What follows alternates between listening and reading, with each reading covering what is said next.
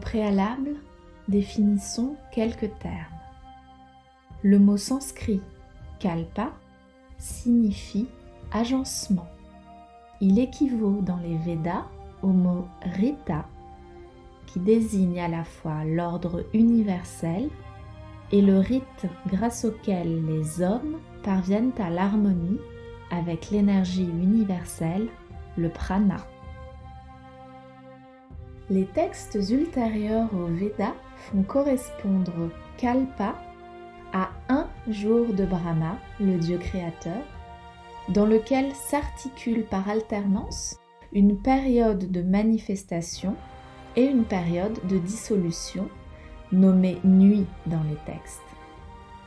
Un kalpa est donc constitué d'un jour de Brahma, création de l'univers, et d'une nuit de Brahma, période de dissolution. À la fin d'un kalpa, l'univers est entièrement réabsorbé auprès de Brahma. Lors de chaque dissolution complète, un temps de sommeil est engagé avant qu'un nouvel univers soit à nouveau créé. Cette période intermédiaire après la dissolution est nommée pralaya, sommeil de l'univers en sanskrit. Toute forme d'existence se résorbe en Brahma avant de se déployer de nouveau à l'aube d'un nouveau kalpa.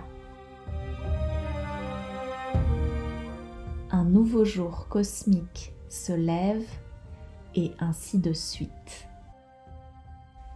Il y a donc 3 actes dans un kalpa: une création, une dissolution et une période intermédiaire, le pralaya.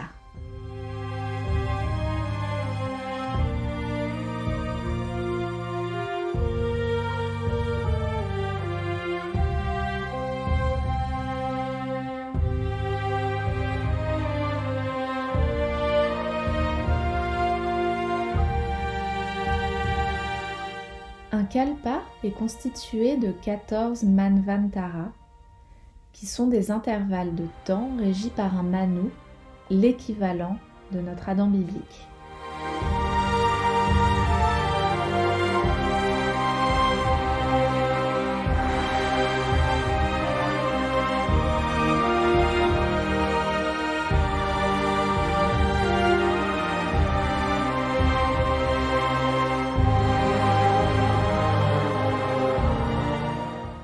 À la fin de chaque manvantara, une catastrophe cosmique anéantit le monde terrestre. Puis, un manvantara réapparaît après une période de pralaya.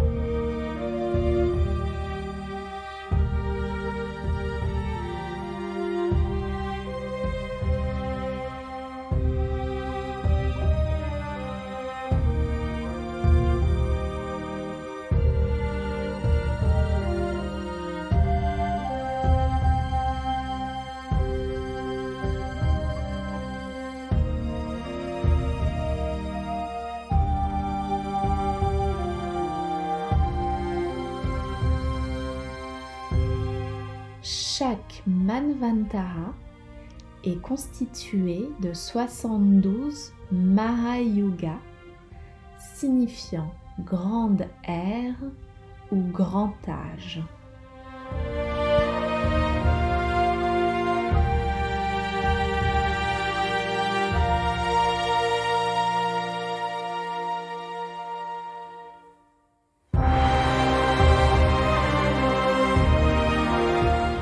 Chaque Mahayuga est composé de 4 yugas, soit de 4 ères ou de 4 âges.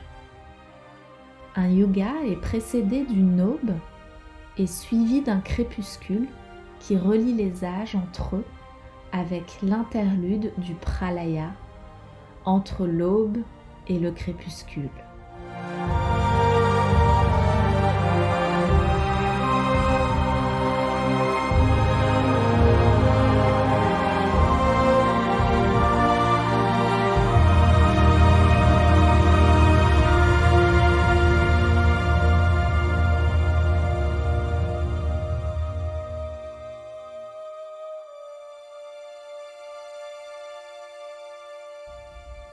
Un Mahayuga se compose de 4 âges d'inégale durée, le plus long apparaissant au début du cycle et le plus court à la fin.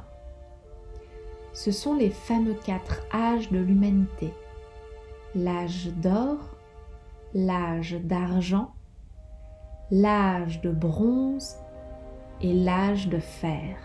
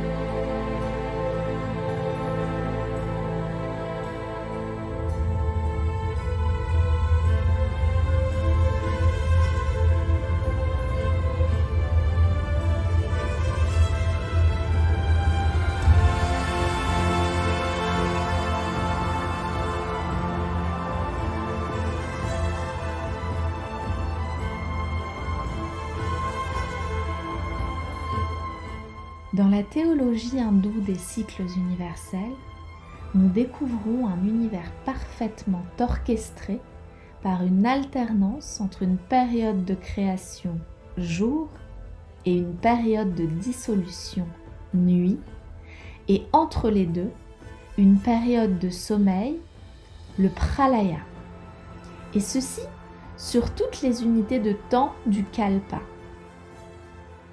Autrement dit, cette cyclicité de l'univers s'élabore selon un même pattern qui se répète sur toute l'échelle, depuis le kalpa jusqu'au yuga, et dévoile un univers de nature fractale.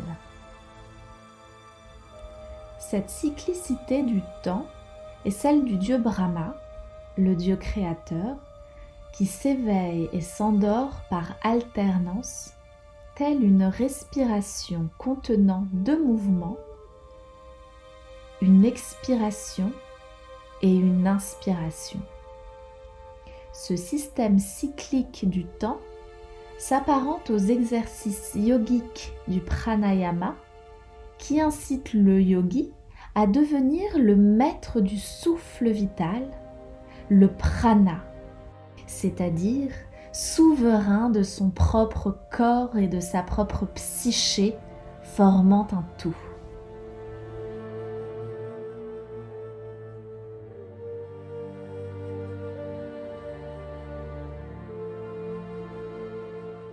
Le pralaya connote l'idée de reste.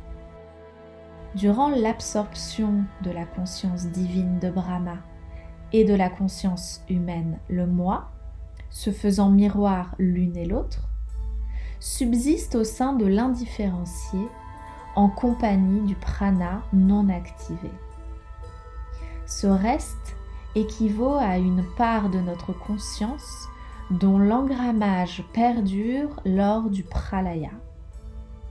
Ceci sous-entend que notre essence est immortelle et que l'univers est sans cesse recréé à partir du même prana absorbé. C'est par le prana que l'univers advient, car il est de nature indestructible.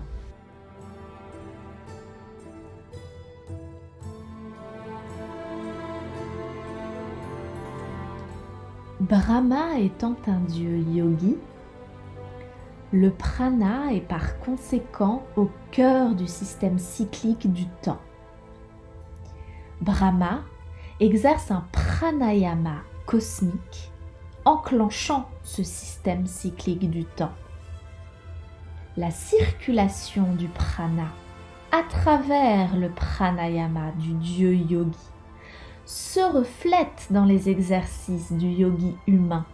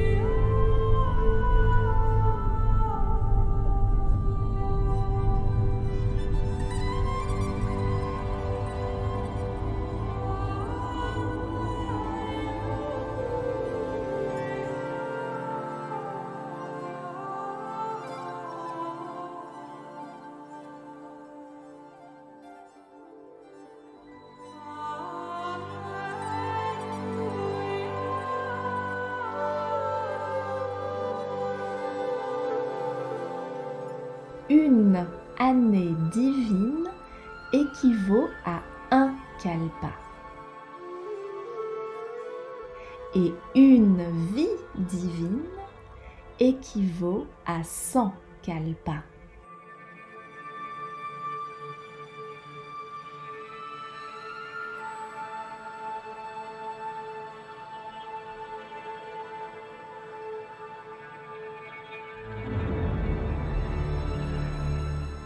Les textes affirment qu'une vie de Brahma dure 100 années, soit 100 kalpas, c'est-à-dire 311 000 milliards 40 milliards d'années humaines.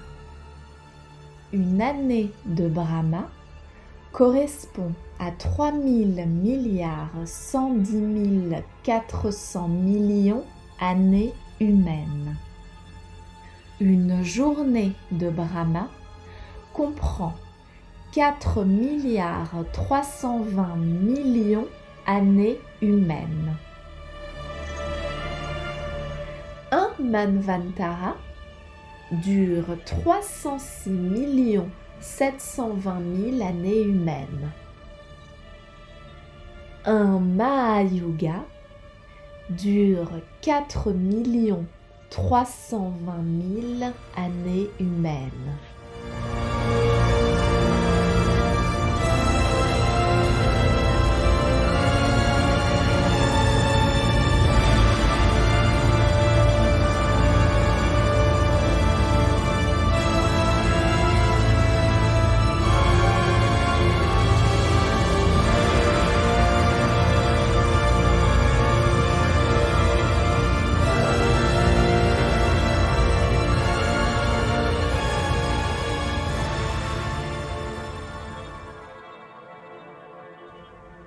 Maintenant, nous allons nous atteler à comprendre les arcanes de tous ces chiffres.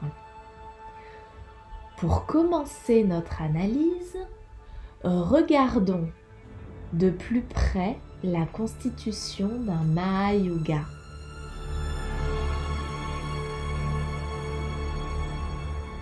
Un Mahayuga dure 4 320 000 années. Il comprend 4 yugas. Un Satya Yuga, l'âge d'or, dure 1 728 000 années.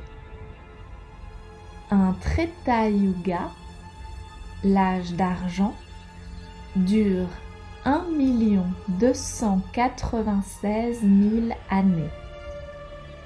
Un Dvapara Yuga, l'âge de bronze, dure 864 000 années.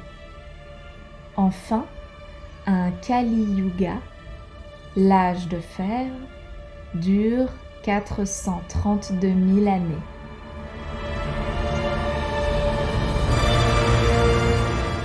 Lorsque nous additionnons la somme de tous les âges, cela donne l'ère totale du Mahayuga, c'est-à-dire 4 320 000 années.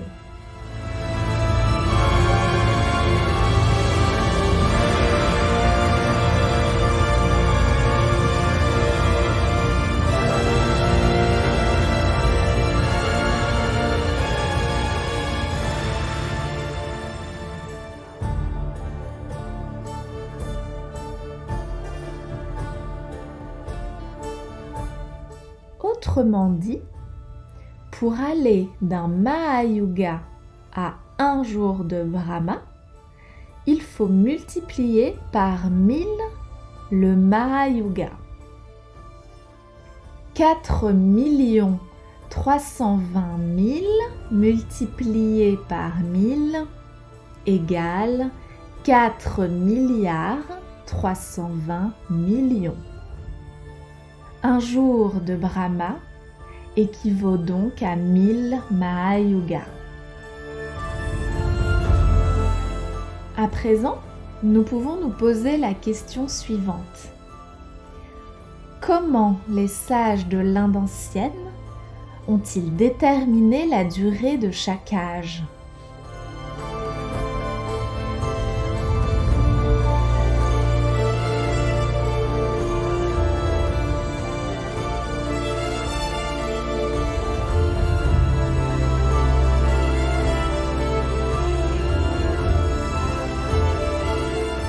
Pour calculer la durée de chacun des 4 yugas, les sages ajoutèrent le nombre 432 000 à l'âge qui le précède, en commençant par l'âge de fer.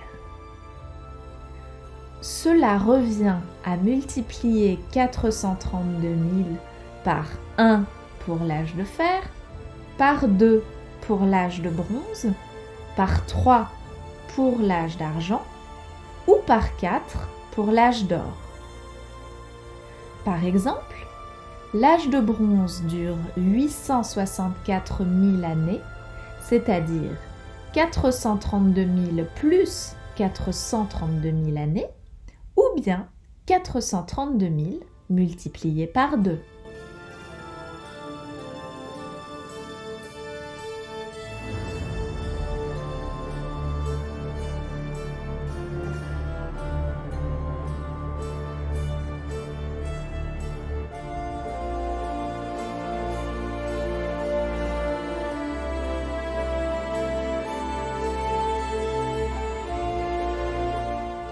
De quelle manière les sages de l'Inde ancienne sont-ils arrivés au chiffre 432 000 ? Tout commence par un cercle de 360 degrés. Dans les textes sanscrits, celui-ci exprime le calendrier annuel, déifié sous le nom de Prajapati. Prajapati est le dieu du temps qui s'écoule et le maître de tous les êtres vivants. Or, Prajapati n'est autre que Brahma lui-même, présenté sous son aspect temporel. C'est le même Dieu, mais sa fonction a changé.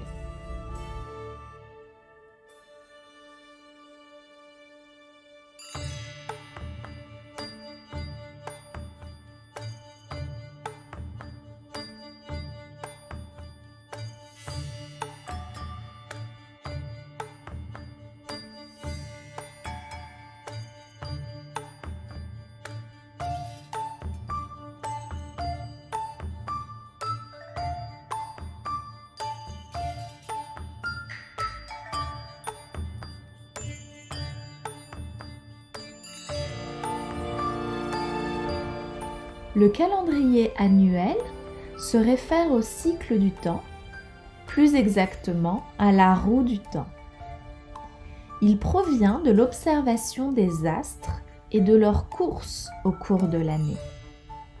C'est la raison pour laquelle le Soleil marque les points d'intersection du cercle, puisque ces points indiquent les 2 solstices et les 2 équinoxes. Par la suite, la roue du temps esquisse les 12 lunaisons annuelles, soit les 12 signes du zodiaque. Autrement dit, la roue du temps est un marqueur spatio-temporel de la mise en mouvement de l'univers. Elle est d'origine astronomique et devient le support des cycles astrologiques. Le cercle de 360 degrés se découpe donc en 4 âges de par cette roue astronomico-astrologique et doit s'amplifier par 12 fois afin de compléter l'influence de chaque zodiaque. Ceci est à l'origine du nombre 4320 ainsi que du comptage de tous les cycles. Si l'on multiplie 360 par 12, on obtient le fameux nombre 4320. Ce calcul résout donc le mystère de ce nombre. Le cycle annuel de 360 jours tourne 12 fois sur lui-même pour aboutir à 4320 années. Selon la mythologie et la spiritualité hindoue, il s'agit de la rotation du dieu Brahma sur lui-même, entouré de ses 12 Adityas, soit les 12 constellations du zodiaque. Le chiffre 4, quant à lui, renvoie aux 4 visages de Brahma dans la tradition hindoue. Voici quelques précisions sur le chiffre 360 et le Mahayuga.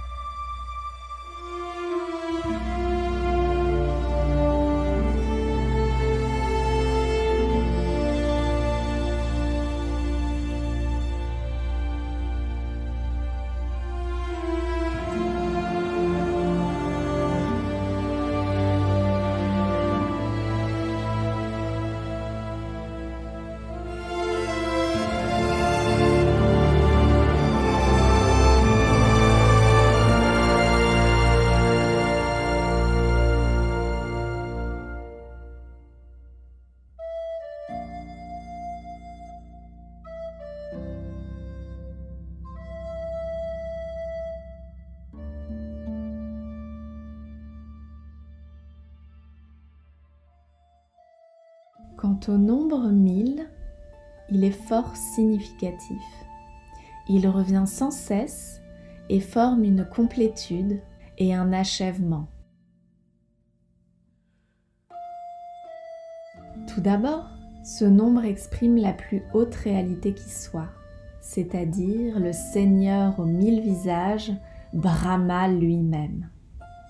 Il aurait également pour nom Vishvarupa, qui signifie forme universelle ou encore omniforme, connu aussi sous le nom de Viratrupa. Il possède 1000 têtes, 1000 yeux et 1000 pieds. Le chiffre 1000 symbolise l'absolu. Cette image est celle-là même qui sert l'action de la Maya au sein de l'univers. De même, ce nombre met à jour le Padma Sahasrara, c'est-à-dire le lotus à 1000 pétales, soit le nom en sanskrit du 7e chakra, localisé hors de l'espace-temps corporel.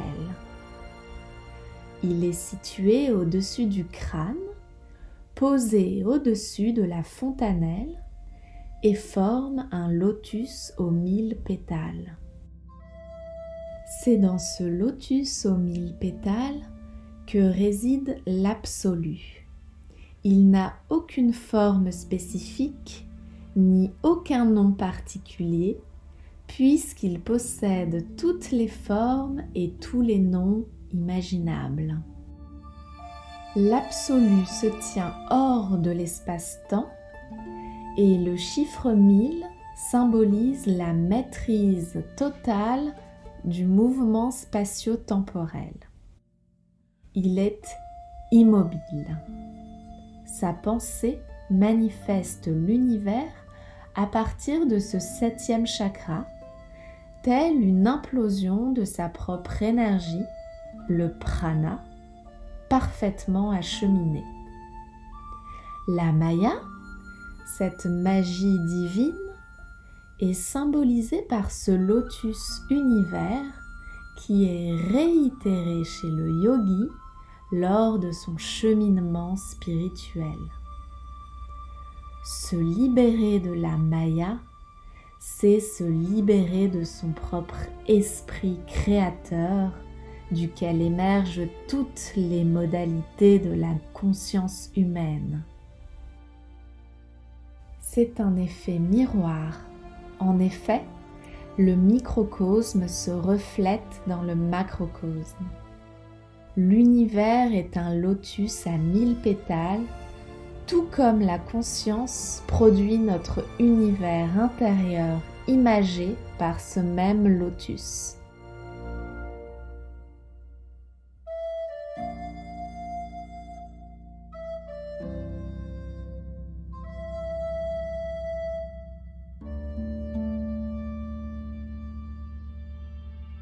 Les textes affirment que Brahma est assis sur ce lotus univers en position de tailleur. De même, il est le maître du mental producteur de toutes nos modalités de notre univers intérieur. De ce fait, il se révèle comme le maître de l'univers qui se déploie par la force de sa pensée. Le bouddhisme, ayant repris toute cette connaissance et cette iconographie, nous pouvons aisément reconnaître en Avalokiteshvara ce dont on vient de parler.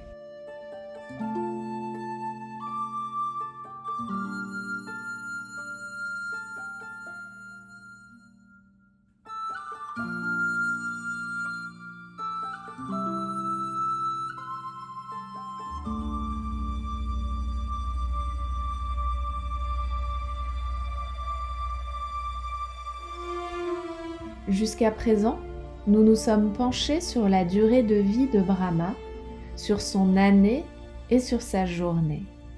Maintenant, regardons d'un peu plus près les cycles du Manvantara.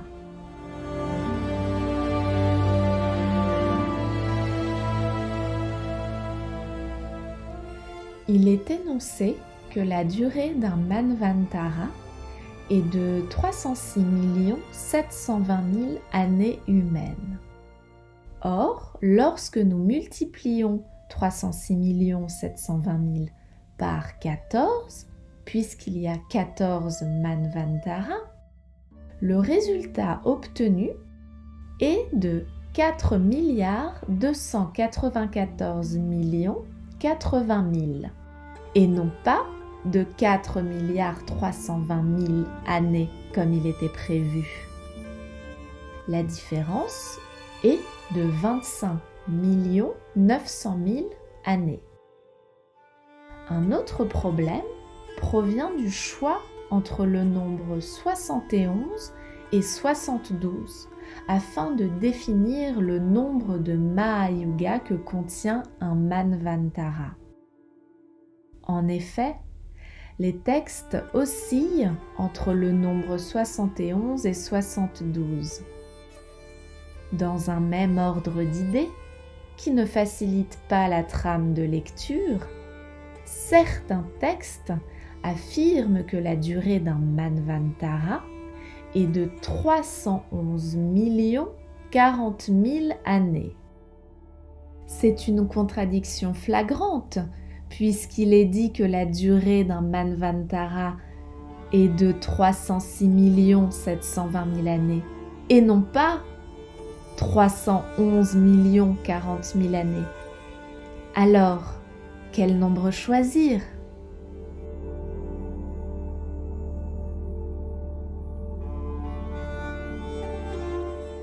En fait, ces deux problèmes exposent une seule et même interrogation.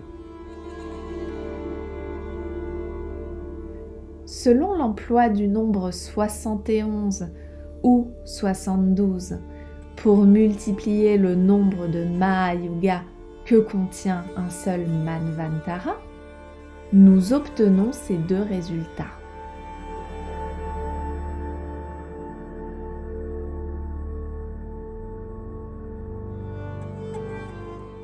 Il y a bien une cohérence dans le système cyclique du temps.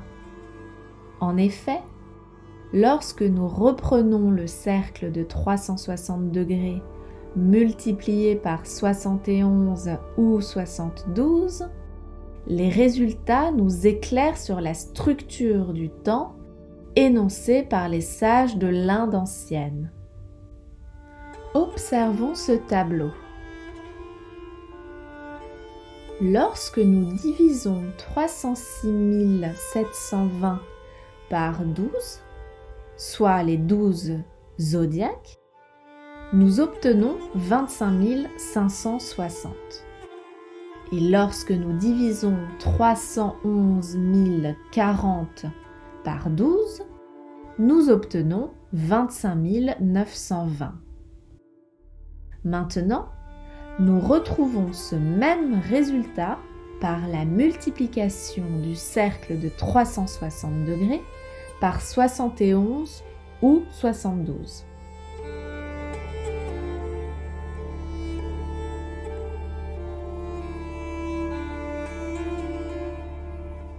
À quoi renvoient donc ces nombres 25 560 et 25 920 ?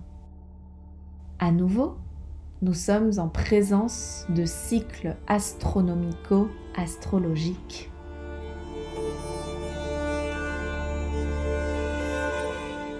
Au préalable, remémorons-nous que nous avons déjà rencontré l'un de ces nombres à une valeur multipliée par 1000. Il s'inscrit dans un calcul prenant en compte le cycle de 71 Mahayuga, comme le tableau le montre.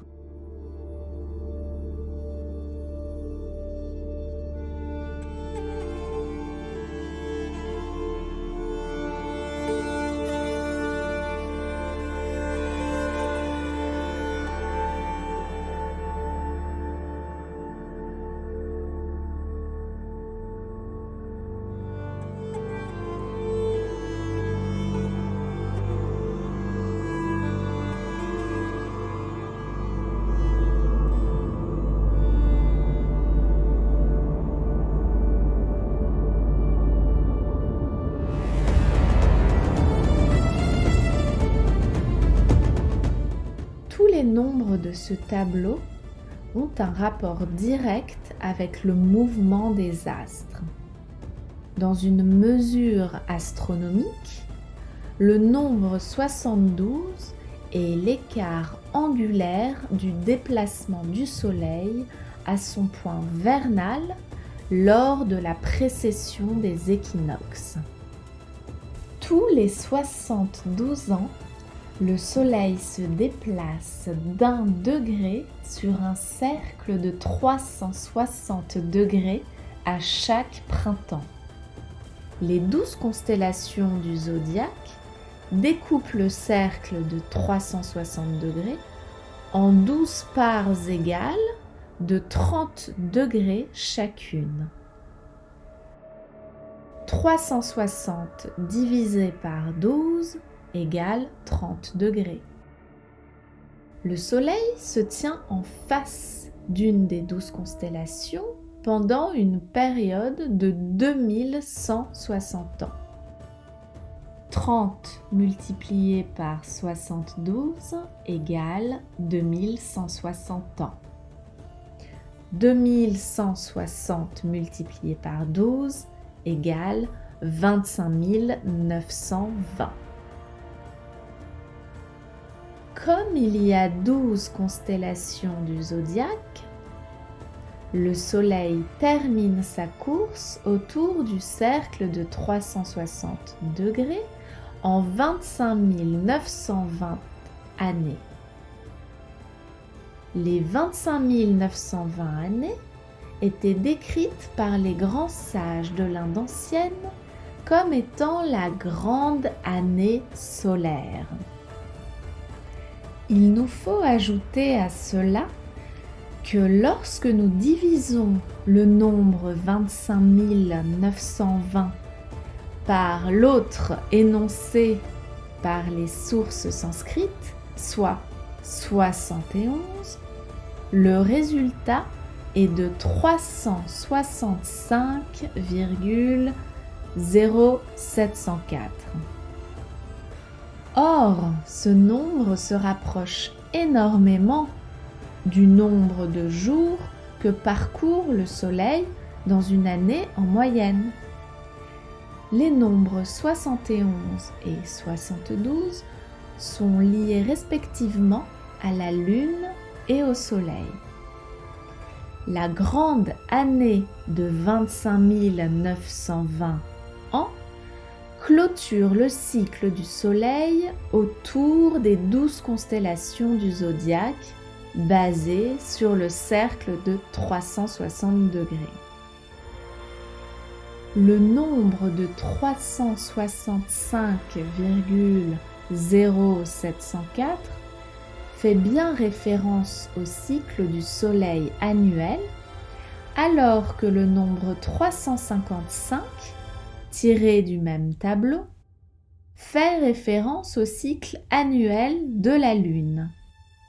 En effet, la grande année de 25 560 ans clôture le cycle lunaire autour des 12 constellations du zodiaque basées sur le cercle de 360 degrés, soit 360 multiplié par 71 égale 25 560. Les deux grandes années correspondent donc pour celle de 311 040 au cycle solaire et pour celle de 306 720 au cycle lunaire,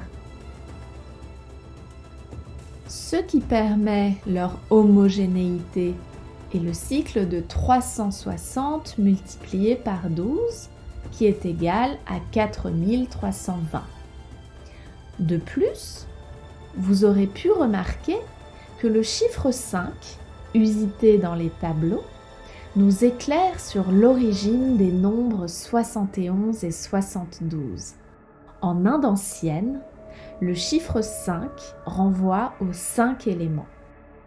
Par conséquent, il est sous-entendu que les deux grandes années en question mesurent en réalité le cycle pranique des 5 éléments.